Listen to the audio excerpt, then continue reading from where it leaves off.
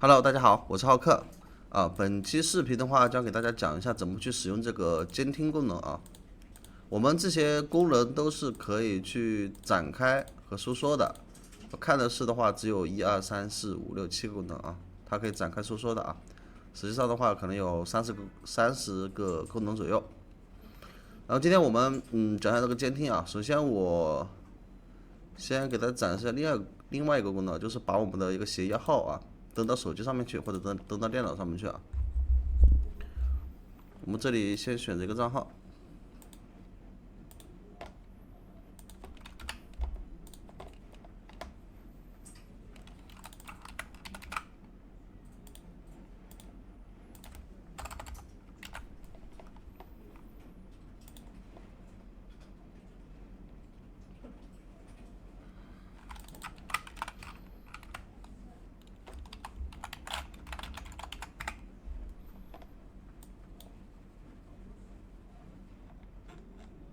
好，这样的话我们就可以直接把我们的协议号登到我们的电脑或者手机模拟器上面啊。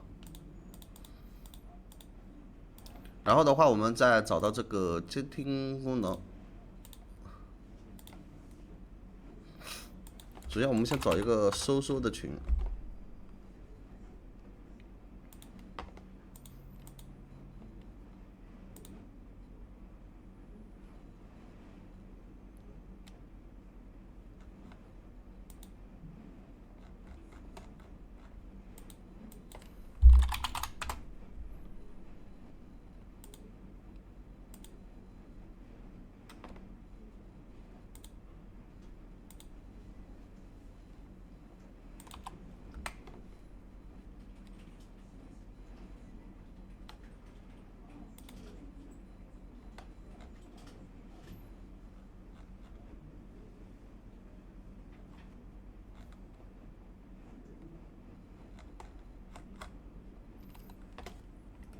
这个没怎么发消息，但是我们等一下是用自己套测试啊，所以说我们不用管，我们直接点击把它加进去啊。我先试一试。这个没问题的啊。我们然后把这个链接给它复制一下。这里的话，我们先把这个监听号加下群，找到群组功能啊，然后这里有一个批量加群组和频道，我们选择我们的需要监听的账号。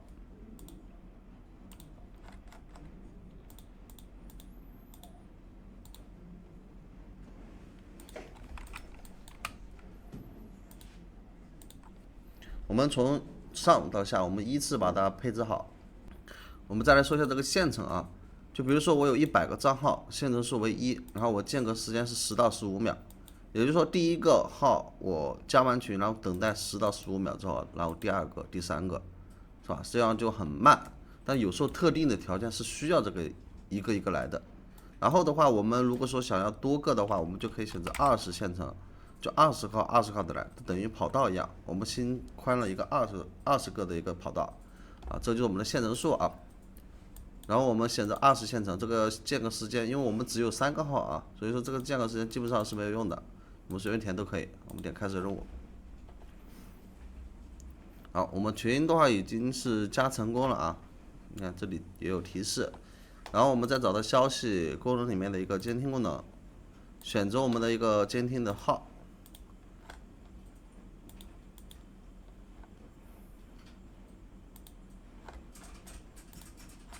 这3个，点击确定。然后监听类型的话，我们是群监听啊。然后我们也可以私信监听也行，或者群监听和私信监听都可以啊。然后的话，我们再找到这个回复类型，我们可以群回复和私发。像那个群的话，一般我们不能回复的啊，我们就选择私发和转发。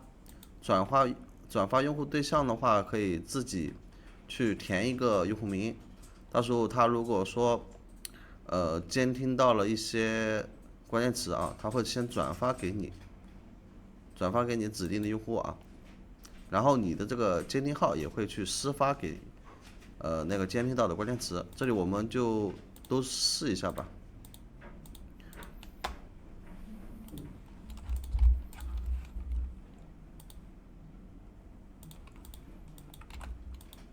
然后发送类型的话，我们有默认回复和关键词回复。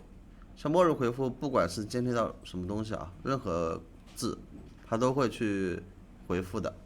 关键词回复的话，只是触发关键词才会回复啊。我们选一下，这里的话，我们有的就是一个客服，它默认有的啊，就是这格式，客服竖线中间是个0，然后再竖线，后面的是我们回复内容啊。我们关闭，就用这个。然后回复人数的话，我们就每个号回复1个就行了。限人数我们选择，像我们这个时候选择1的话，可以了。我们开始任务。那1的话，它是这一个就开始监听了。如果是3的话，它就3个号同时监听。同时监听的话，它到时候我发一个客服，可能是，它都会就是说同时回复我，或者说你可以给这3个号啊加不同的群，也可以的。加不同的群的话，就不用担心这个线程数问题了。你看现在它已经有消息了，但是没有触发关键词啊。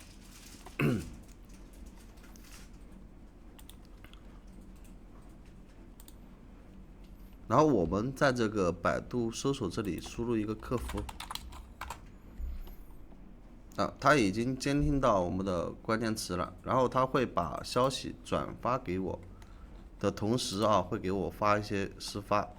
那这个的话是转发，这个是私发，因为我用的是同一个号，所以说它会先给我，一般来说是先给我转发消息过来，这就我自己啊，自己这个号。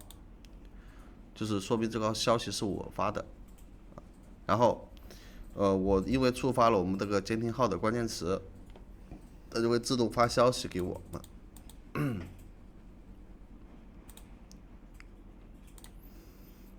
这是我们的一个监听功能啊。如果感兴趣的话，可以找我们的客服啊，就在视频下方有个联系方式去了解一下。然后的话，像这些功能，如果是觉得还不能满足你的话，可以找我们去定制啊，只要是飞机啊，就是 TG 的一个相关功能啊，我们都可以去进行定制的。好的，本期视频内容就到这里了啊，希望能给大家带来一个